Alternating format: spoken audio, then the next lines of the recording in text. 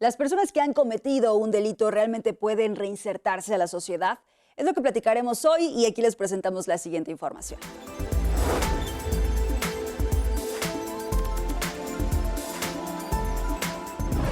En México existen 419 centros penitenciarios con 188.147 espacios. El 50% de las instalaciones penitenciarias del país tienen una sobrepoblación. De acuerdo a la Reforma Constitucional de Seguridad y Justicia del año 2008 y la de Derechos Humanos de 2011, transformaron el sistema penitenciario en un garante que busca la reinserción social de la persona sentenciada mediante el trabajo, la capacitación, la educación, la salud, el deporte y el respeto a sus derechos fundamentales. Las reformas legales han provisto de derechos a las personas imputadas. Ahora tienen la garantía de una defensa adecuada y de derechos a ser consideradas inocentes hasta que se compruebe lo contrario.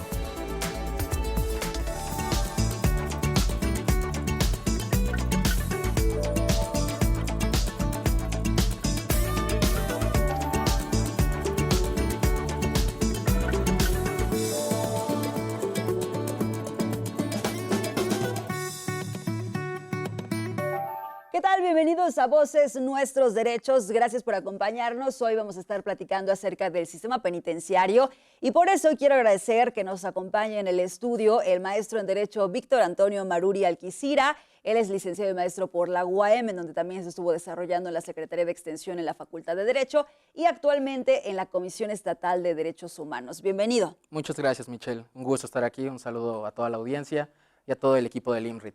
Lo primero que me gustaría que podamos establecer en este momento es por qué es importante hablar de cómo se encuentra en nuestro país y en nuestro estado el sistema penitenciario. Ok, por supuesto. El sistema penitenciario, hablar de él es importante porque pareciera que es un sector que ha sido olvidado. Las personas privadas de su libertad, que es el nuevo término que los tratados internacionales y la doctrina le ha dado, que no es un término que discrimine a este sector de la población. Hablando de que de pronto decíamos recluso, procesados, sentenciados. Entonces, esta es persona privada de la libertad, ¿no? Internos. También es discriminatorio, persona privada de la libertad, que habla de cualquier persona que esté recluida en un centro, sea municipal, sea preventivo o sea de reinserción social, ¿no? Eso por una parte. Y comentaba que pareciera que están olvidados o han sido olvidados por la sociedad, como si no fueran parte del sistema de seguridad pública, que es la última parte de este sistema de seguridad pública, o si no fueran parte del sistema jurídico, del sistema judicial, que también forma una parte importante, porque no debemos olvidarnos que no solo se trata de la prevención de los delitos, ¿no? Sino qué pasa con esa persona que está delinquiendo y cuál es su proceso hasta reinsertarse nuevamente a la sociedad, ¿no? Entonces, ese es un punto clave y déjame retomarlo entonces para que la gente que nos está siguiendo podamos ver muy bien a quién le corresponde esto, porque de pronto cuando pensamos en las cárceles, malas condiciones, sí, o que se escapan las personas que se encontraban ahí privadas de su libertad, entonces decimos, ¿a quién le echamos la culpa? ¿Es Poder Ejecutivo? ¿Es Poder Judicial? ¿En qué ámbito está? Sí, dependiendo de qué sea el centro, si es un centro federal, pues sería a cargo de la Federación, y si es un centro estatal, sería a cargo de la Comisión Estatal de Seguridad Pública. En este caso es la autoridad sobre la cual recae la responsabilidad de los centros, ¿no? Y depende directamente del Poder Ejecutivo. Ahora, ¿hay también un seguimiento ya en esa ejecución de las medidas que se han tomado por parte del Poder Judicial? Sí, por supuesto. Bueno, la ley en el estado de Morelos, que es la ley de medidas cautelares, la ley de reinserción social y ejecución de medidas cautelares, la del estado de Morelos, que establece cuáles son las medidas y los lineamientos básicos que deben de tener estas personas. De igual forma, a nivel federal, nacional, es la Ley Nacional de Ejecución Penal, que establece las normas mínimas, el piso base que deben contemplarse dentro de estos centros, ¿no? Cuáles son las condiciones que debe haber de gobernabilidad, de integridad hacia los PPLs, de reinserción, de estancia digna o de cuidado a grupos vulnerables, ¿no? Que no haya un trato desigual al interior, porque hay que olvidar que no hay que olvidar que una persona que se encuentra recluida es una persona que se encuentra en una situación de vulnerabilidad y que al interior de estos centros de reinserción social todavía hay otras personas que por su condición, sus preferencias sexuales, por su edad, por alguna discapacidad, son doblemente vulnerables al interior, ¿no? Entonces, es importante que tengamos un piso base que establecen estas normas, así como diversos tratados internacionales como las reglas Mandela, por ejemplo, o las reglas Bangkok, que son o el trato, normas para el trato mínimo de los reclusos, son instrumentos internacionales que deben ayudar para formar un piso base de qué se debe vivir dentro de estos centros de reclusión. Oye, Víctor, antes de que podamos ir a por qué es importante que los familiares a lo mejor que nos están siguiendo, familiares de alguna persona que está privada de su libertad, podamos saber más acerca de esos derechos que tienen, me gustaría, por otra parte, que pudiéramos socializarlo, porque la gente de pronto puede estarnos escuchando y decir, ¿cómo es que tienen derechos? Si Sí, han claro. cometido algún delito, ¿cómo es que tendríamos que estar pensando en que se encuentren en las mejores condiciones en los centros penitenciarios? ¿Qué decir ante eso? Sí, esto se da mucho con la función o actividad que realiza la Comisión de Derechos Humanos, las comisiones de derechos humanos en el país, la CNDH, que viene mucho el hecho o el dicho, el estigma que cargan esos organismos de defienden delincuentes, ¿no? Yo creo que esos organismos y también el Poder Judicial no es defender delincuentes, se trata de defender la integridad y la dignidad humana, defienden personas. Entonces, independientemente de la situación jurídica que estas personas tengan y que estén cumpliendo una sentencia o estén en un proceso, no dejan de ser personas. Si bien hay derechos que se les restringen, ciertos derechos civiles que se les restringen, no dejan de ser personas y por lo mismo cuentan con derechos que deben ser pues respetados, protegidos, garantizados al interior de estos centros, ¿no? Eso es fundamental. Es importante que la sociedad entienda esto, que no dejan de ser personas y que es importante respetar sus derechos al interior. Ellos están cumpliendo una sentencia o están cumpliendo, sí, la ejecución de una sentencia que se les dictó por parte del Estado, pero deben garantizarse otros derechos. Ahora, también en ese sentido, pues hay personas que todavía se encuentran en el proceso, es decir, que no podríamos ya desde este momento decir que son secuestradores, violadores, en fin, cualquier otro delito. Así es, eso le corresponde a la autoridad judicial, mientras estén recluidos sea por una medida preventiva, no debemos dejar de tratarlos como personas, ni aún si ya tienen una sentencia. La situación jurídica la dicta el juez, ¿no? Después de agotar todas las instancias del proceso penal, pero por parte de estos organismos lo que les corresponde pues es verificar que sus derechos como personas sean garantizados, ¿no? Como es la salud, como es el derecho a la vida, a no ser sometidos a tratos crueles, inhumanos o degradantes. Entonces, esto es lo importante, recordar que el artículo 18 de la Constitución Federal establece las bases sobre las cuales se rige el sistema penitenciario, que es el trabajo, la capacitación para el trabajo, la educación, el deporte y la cultura. Entonces, esa es la reinserción realmente. Mientras ellos puedan tener estas bases, se cumpliría esa reinserción. Vamos a profundizarlo entonces, hacemos una pausa y regresamos aquí en Voces Nuestros Derechos. ¿Sabías que? El 18 de junio del 2008 se puso en marcha en México la reforma constitucional en materia de justicia penal y seguridad pública con el propósito de enfrentar la crisis de inseguridad y violencia criminal.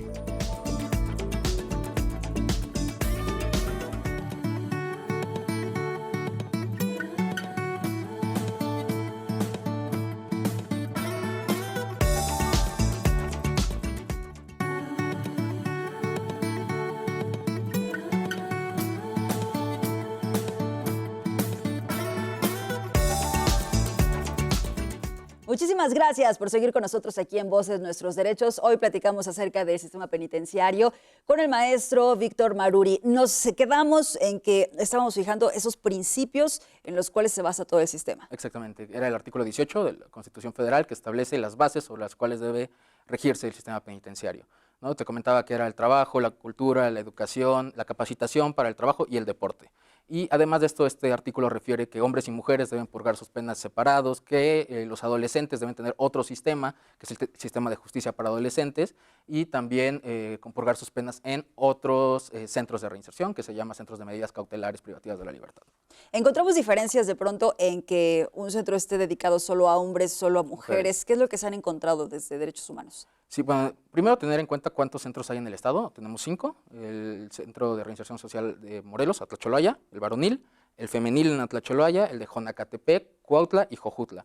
Son los 5 centros de reinserción que nosotros tenemos en nuestra entidad. De igual forma tenemos el CEMPLA, que es el Centro de Medidas Privativas de la Libertad para Adolescentes, que es un sistema aparte. Entonces, teniendo estos 5 centros, de ellos solamente el femenil de Atlacholoaya es para mujeres, el de Jojutla y el de Cuautla cuentan con mujeres. El femenil únicamente es para mujeres y los otros 2 son mixtos, pero compurgan sus penas separados. Al interior hay una separación, hombres están en una parte y mujeres están en la otra. Para los familiares que de pronto pues tienen que realizar estas visitas, o bueno, quieren realizar estas visitas, ¿qué tan complicada es la situación? Llegan pueden llegar cualquier día, hay lineamientos muy específicos por parte de estos centros de reinserción. Sí, hay lineamientos específicos, hay un día entre semana que es el día para la visita íntima, hay un día los fines de semana para la visita familiar, y bueno, cuando acudes a los centros están los lineamientos a través de diferentes anuncios y lonas que se publican, donde refieren que está permitido ingresar al centro y que no está permitido. Destacar que muchos de los familiares lo que llevan son alimentos para sus PPLs y deben pasar por cierta revisión. De igual forma, los custodios revisan a los familiares antes de ingresar. Esa revisión debe ser apegada a derechos humanos. La Comisión de Derechos Humanos del Estado de Morelos realiza inspecciones de estas revisiones para los hombres, para las mujeres. Las inspecciones para hombres se realizan por parte de personal varonil y para mujeres por parte de personal femenil, y bueno, deben ir encaminadas a pues evitar, ¿no?, tocar de una manera inadecuada a las personas y a los familiares, y pues evitar meter algún objeto prohibido por la norma. No pueden tener, bueno, aparte de armas blancas, ¿no?, cualquier situación que pudiera generar ahí ciertas riñas, comunicación.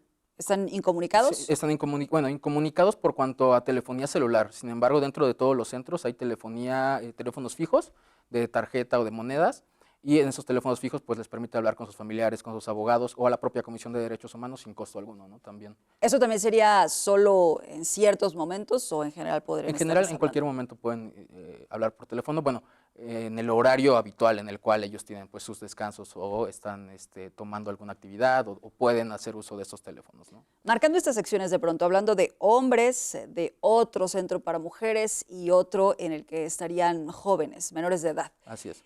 ¿Cómo les va a cada uno? Porque de pronto pues pensaríamos en esto que tú nos comentabas en el primer bloque, de una situación mucho más complicada de pronto, a partir de que alguien es homosexual Claro. o que alguien tiene alguna discapacidad con respecto a todas las otras personas que están privadas de su libertad. Sí, los casos son, dependiendo del caso en particular. Por ejemplo, hace un rato comentábamos algo de las mujeres, ¿no? En el caso de las mujeres muchas veces se vive que las mujeres son olvidadas por las familias. Las mujeres que están cumpliendo una sentencia o una pena, sus familiares no las visitan, ¿no? Entonces la propia PPL cae en determinada depresión por esta situación. Se da mucho que, a diferencia de los hombres, donde la familia va a visitarlos los fines de semana, en el caso de las mujeres, uno, que muchas de ellas fueron arrastradas a una situación delictiva por una relación sentimental con un hombre, eso es real. Y dos, que una vez... Eso lo han detectado, o sea, sí, por como supuesto. causa. Y muchos de los casos de testimonios que están al interior, pues es lo que refieren, ¿no? Las PPLs. Y dos, que una vez que ellas están dentro de un centro, dejan de ser visitadas por sus familias. Es decir, las familias las abandonan, la pareja las abandona. Eso es por una parte por cuanto a las mujeres. Otra es por cuanto a la diversidad sexual. Los PPLs que forman parte de la comunidad LGBTI también sufren determinada discriminación al interior por parte de otros PPLs, ¿no? De igual forma, pues el hecho de que no haya las condiciones necesarias para acceder a todos los espacios en caso de que cuenten con una discapacidad motriz, alguna de las personas privadas de su libertad, pues son cuestiones que van vulnerando los derechos de estas personas y hacen su situación al interior todavía más difícil. En el caso de los jovencitos, los adolescentes, ¿de qué edades tendríamos en el SEMPLA? Hasta los 17, bueno, aquí hay algo importante. Hasta los 17 años es para juzgarlos a través de justicia para adolescentes. Sin embargo, si su pena se les dicta una sentencia que es de 5 años, que es la máxima en el sistema de justicia para adolescentes, y ellos tenían 17 años en ese entonces, se quedan hasta cumplir su pena dentro de este centro de medidas privativas de la libertad. Entonces, tenemos también gente mayor de edad, ¿no? Una situación que se da mucho es... una de las inspecciones, comentabas un momento lo del diagnóstico penitenciario. Es interesante leer este instrumento que emiten las comisiones de derechos humanos del país, y en específico la del Estado de Morelos, que lo dio a conocer este año, pero en este diagnóstico penitenciario pues refiere uno de los puntos que se revisaron fue que en el SEMPLA hubiera un lugar para la visita conyugal, ¿no? Que se podría entender en un principio que si son menores de edad no debería haber un lugar para... Pero hay derechos revisar, sexuales y reproductivos. Pero ¿qué pasaría con los que están emancipados y qué pasaría con aquellos que cumpliendo su sentencia ya alcanzaron la mayoría de edad? A esos se les tiene que garantizar sus derechos sexuales y reproductivos. Entonces sí debe haber un lugar en el cual ellos puedan llevar a cabo su visita conyugal, ¿no? Es un tema interesante también. Interesante, sin duda, todos estos rubros entonces que puede ir abarcando. Vamos a hacer la pausa y regresaremos entonces con este diagnóstico, saber cómo estamos realmente aquí en el estado de Morelos y sobre todo, si se está logrando el objetivo de que una vez que salen de estos centros puedan reinsertarse a la sociedad. Hacemos una pausa, regresamos, escríbanos todos sus comentarios, dudas en nuestras redes sociales, Voces, así nos pueden encontrar en Facebook y también en la página del Instituto Morelense de Radio y Televisión. Volvemos. ¿Sabías que? El sistema penitenciario se encarga de vigilar que las personas que por alguna razón se encuentran privadas de su libertad en distintos centros de readaptación, separos preventivos y reinserción social.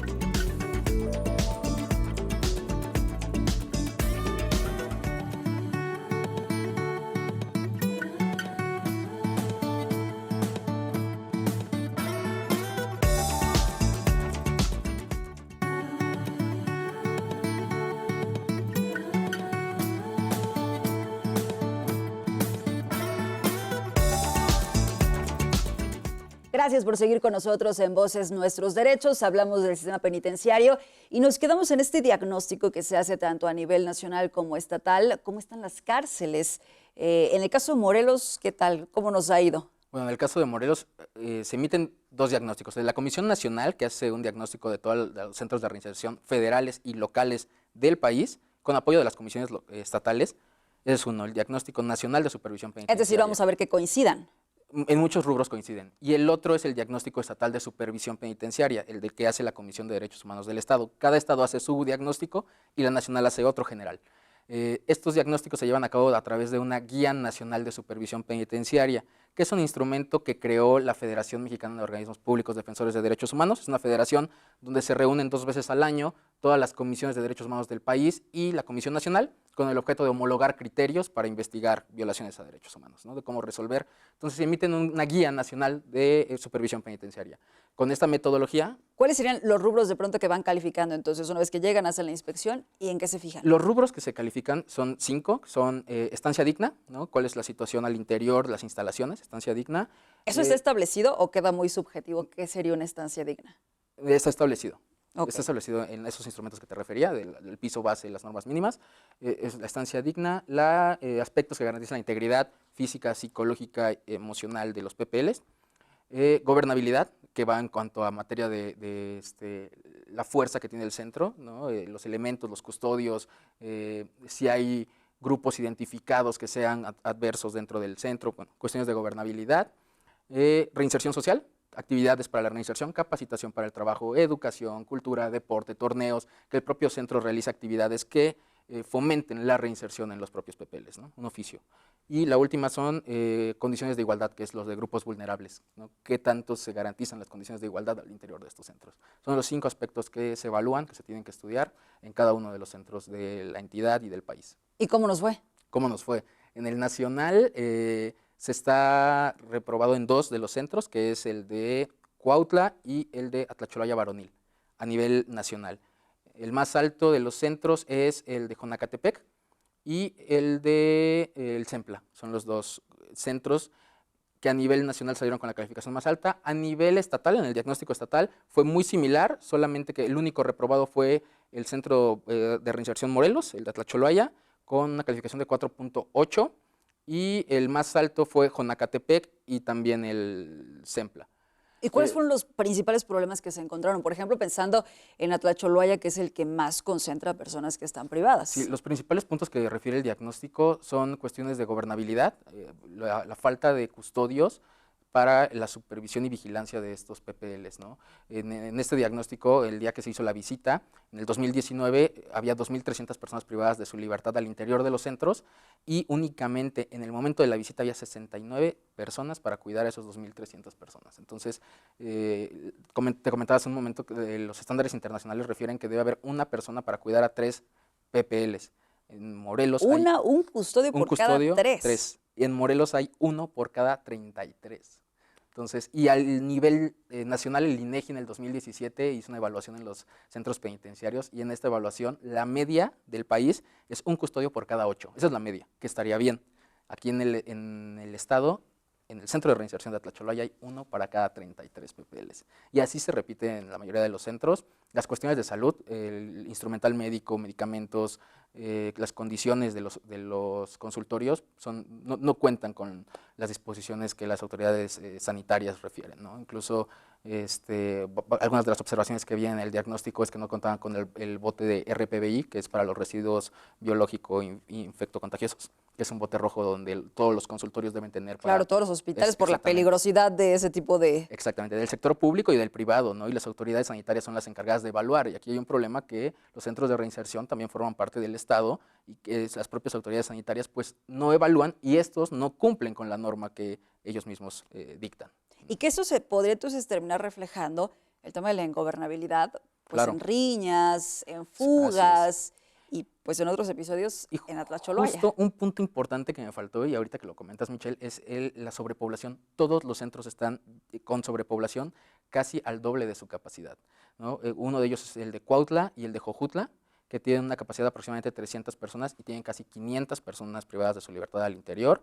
El Centro de Reinserción Social de Atlacholoaya tiene aproximadamente 300 personas más, tiene una capacidad para 1.999 y tiene 2.300. Entonces, esta cuestión de sobrepoblación trae repercusiones en todos los demás ámbitos, en todos los demás aspectos. La comida no alcanza, el agua no alcanza, los espacios no alcanzan, hay demasiadas personas dentro de una misma celda. Entonces, estas cuestiones afectan y repercuten en todos los demás aspectos a evaluar, como es la gobernabilidad, como es la estancia digna, como es la falta de medicamentos, la falta de alimentos. Entonces, ese es un factor sumamente importante, la sobrepoblación que hay en los centros.